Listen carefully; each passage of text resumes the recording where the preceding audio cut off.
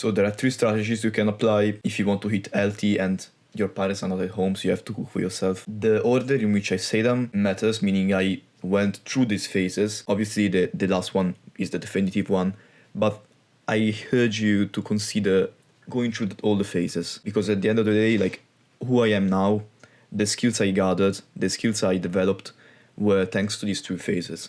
So you may end up, if you skipped all the phases, I guess it can still work, but I don't know. I'm not a fortune teller. I don't know. I cannot predict the future. So you do you. The reason I developed these skills were because imagine like I came back from school and my parents were at work, my mom was at work, so I was left with no lunch. And usually my mother, what she will do is she will try to help me with this. Okay, she will leave like something prepared for me when I came back, and I just had to eat it up so I could eat easily.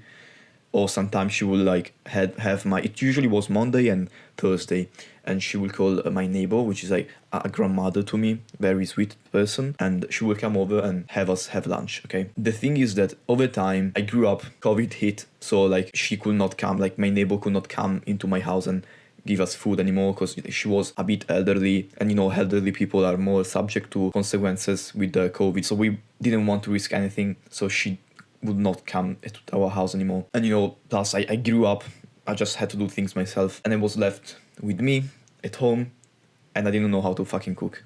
So my first solution of the 3 was cooking what I knew how to cook. Okay, you probably have something you know how to cook, like you've always known how to cook. For me, okay, I'm Italian, for me it is pasta. Okay, just boil some water, drop the pasta, take some sauce, maybe your mom made a few weeks later before, and yeah, you know, just garnish everything.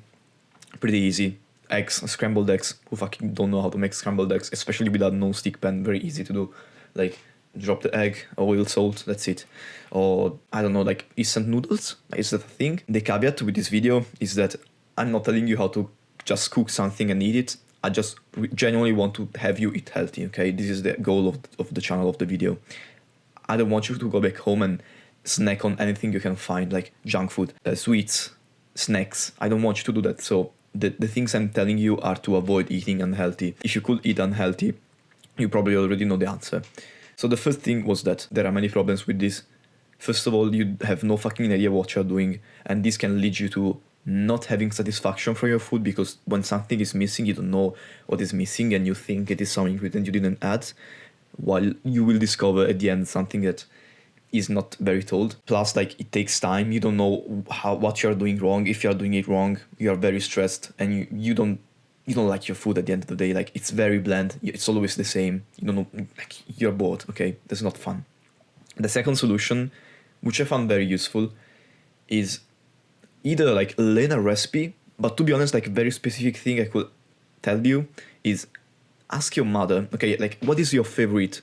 Not like ask this yourself. Don't ask your mother. Like, ask yourself first, what is the favorite meal your mother cooks, and then go to your mother and ask her, how does she cook that? Okay, you literally ask her to teach you how to cook that thing. Okay, so maybe choose something that looks. I mean, at the beginning it all looks hard. I will explain later why it is actually not hard and how to manipulate the recipes so that you can cook them easily without sacrificing the pleasure that comes from it, like the tasty stuff. So you ask your mother, you learn that recipe, and you make it every time, okay? This is very powerful. I asked my mother, for example, how to make chicken curry, okay? Then over time, I modified it according to the third phase I will explain. But, you know, at the beginning, I just made chicken curry, like, fucking delicious, okay? Let me tell you. That was one of my favorite things my mother make. I didn't know how to make because it looked hard. But once you do them, like, you actually realize, bro, it's fucking easy, okay? If it was hard, probably my mother would have not made that. So the second phase, summarized, is literally ask your mother how to cook your favorite meal she does, okay? So this was all fun and games, but still there were a few problems, okay? And these were that, honestly, it was still a bit hard and annoying to do because I probably didn't have enough ingredients. Maybe I came back home, I didn't have the tomato, I didn't have the spices, okay? And this led me to discover what I now call my third phase, okay? The third phase is when I started, like, actually wondering and asking myself, why do people do what they do when they cook? What is the thing that actually makes food tasty, okay? Because at the end of the day, like, my goal is to eat something that tastes good and is not bad for me, okay? Because, I mean, packaged food, yes, it is tasty, but it's bad for us, okay? It's junk food. We don't want junk food. So I started researching from junk food itself, okay? I literally asked myself, what is the unhealthy stuff in junk food? Came to the conclusion it was seed oils, preservatives, additives, sugars, okay? All this excessive stuff. But I was able to filter out the things that I can apply to my own cooking that are actually the important stuff, like that's the stuff that makes food tasty. And this information all lies in the pleasure hypothesis, okay? The pleasure hypothesis is what enabled me to enjoy my food 100% of the time, and most importantly, without following a recipe. Because if you know what makes food taste good, you don't need a recipe to follow. You can just take those ingredients and put them together in a way or another. So the third phase is the one that took me the most to do, but it's also the most rewarding I went through, okay? I will not go over like how I developed this hypothesis and how like the steps. Like at the beginning I had a few ideas, but they turned out to be partially right, and then like over the months I refined it, and I actually like now have a perfect like formula on how to make food taste good, and this is the best thing ever. If you go look at my channel, all the videos you see, okay, most of my videos for now are literally me cooking with a commentary on it. Those videos are the third phase, okay? The third phase is literally me cooking random stuff, improvised, okay? This is the stringent part, improvised. I don't follow a recipe, okay? This is the thing that makes this third phase unique and could make your cooking unique in all senses, because first of all, it is a strategy that I see no one say on the internet, okay? I've seen no one talk about this, and unique also in the sense that it is literally unique. You cannot replicate the thing you are doing, okay? I record mine, okay? I feel if I didn't record them, like there will be no record of what I'm cooking, and it is unique, okay? So I don't want you to think that I'm asking you to look at my videos. Like, I genuinely believe that is the best way you can learn how to cook in a random way. That is literally what I do. The videos you see there are literally what I cook and what I eat every day. So let's go a little bit in depth on how this third phase works, okay? So first of all, you have to understand the pleasure hypothesis, okay? I will give you a very brief summarize of the physical domain of the pleasure hypothesis. There are two domains, the physical and the mental. To satisfy the satisfaction part of the equation, you will just need the physical domain. But if you want to like the real pleasure, you will also have to understand the mental domain, okay? I highly suggest you watch that. Genuinely, it's a very long guide, like 38 minutes, I think. But I genuinely think that is one of my best videos, okay? It doesn't have many views. I'm not trying to have that like pop off or anything. I'm not trying to funnel you into that video so that it pops off, because it will not. It's very long, not very watchable. It's not very high retention. So I don't believe that it will grow as much. It's just for the people that genuinely want to change their lives and that discover me. We are not many. This video probably will get 50 views or something. So if consider really watching that video. It's very useful. Once you understand that, you can start choosing the ingredients you want and adding them together. How do you add them together? It's very simple. I made a video how to actually cook vegetables. That is an example of how careless you can be in cooking in the kitchen.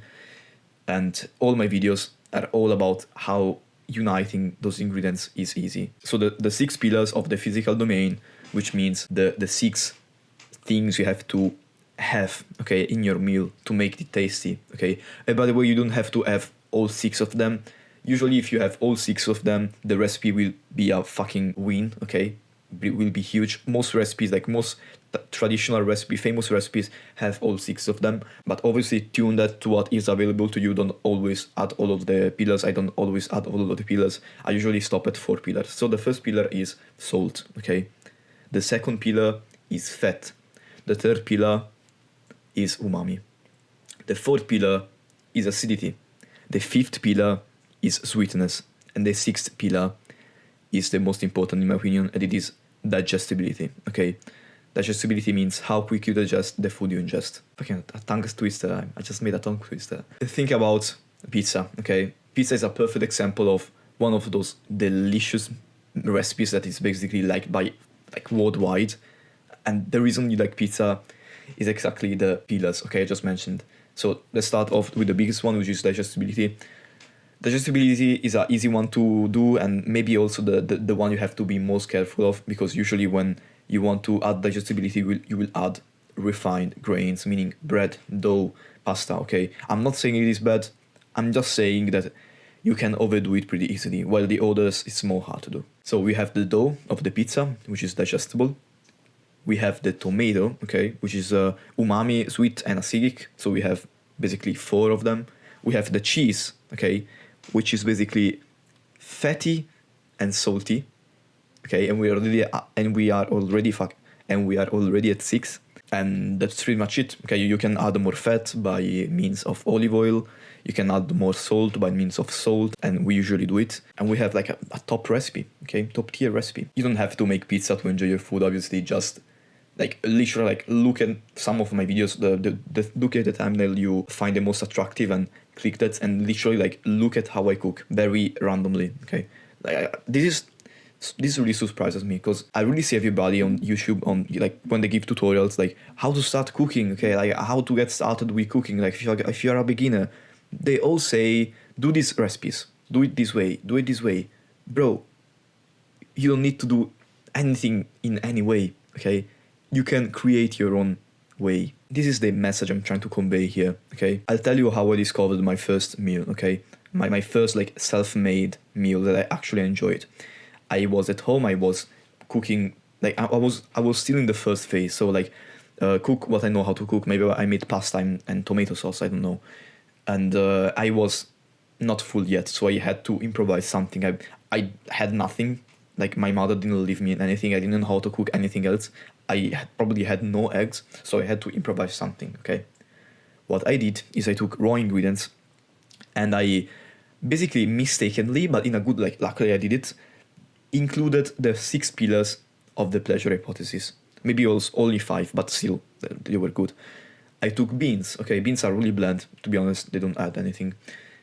But then, okay, I added olive oil, salt, and we are already at 2 pillars. I added tuna, okay, which is a little bit umami and fat. I added onions, okay, which are umami, acidic, and sweet, okay. We got all 5 of them. I also added some sweet paprika, so we maybe have a little bit more sweetness, but the thing is that I accidentally created my first meal, my first, like created by myself recipe. And this is not that hard, like we are the same, like I'm a normal person, you are a normal person, we can all do this, okay? It's not that difficult, just choose ingredients that satisfy the pleasure hypothesis and you're good to go. That's how easy it is. So we'll leave in the description a link to the pleasure hypothesis, and if you want to like see how I cook, so you can kind of apply the same philosophy, click on my channel, and there are countless videos. I usually name them unconventional cooking or improvised cooking, or I don't know what the fuck I'm cooking today. These are all fair options. If you got any specific question, don't hesitate, like actually ask me. I'm genuinely curious to see what you think about this. I will be really thankful for that. Like give me feedback. Did I mention something that didn't sound right to you? Was I a little bit too vague? Do you need to have any more information? Like maybe I didn't mention something that was important for you. So yeah, just ask me that.